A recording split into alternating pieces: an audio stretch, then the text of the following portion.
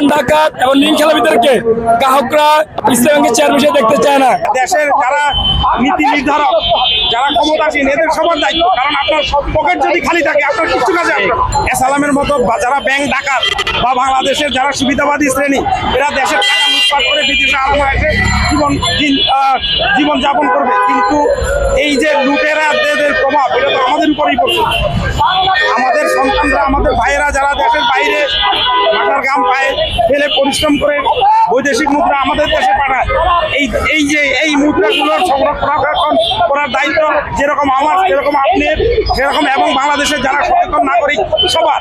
এবং আমি মনে করি প্রশাসন, অ্যাডমিনিস্ট্রেশন, দেশের যারা নীতি নির্ধারক, যারা ক্ষমতাসীন, এদের সবার দায়িত্ব। কারণ আপনার পকেট যদি খালি থাকে আপনার কিছু কাজে আসবে না।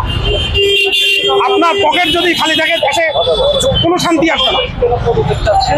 কাজে আমি মনে করি এই ব্যাপারে সরকারের সর্বোচ্চ সচেতন ভাবে নজর দেওয়া উচিত।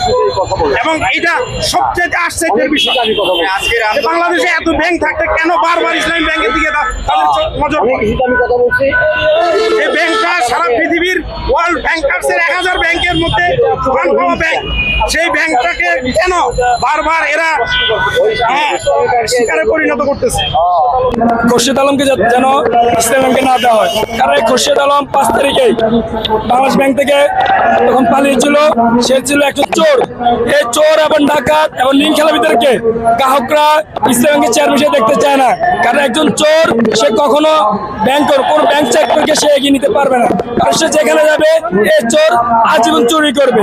তাই আমরা সচেতন গ্রাহকরা কোনোদিনও মেনে নিব না এরকম একজন চোরকে, একজন ডাকাতকে, একজন এসালামের দোসরকে। আমরা জীবন থাকতে, এই গ্রাহকরা জীবন থাকতে এই এসালাম দোসরকে, এই খোরশেদ আলমকে আমরা মেনে নিব না।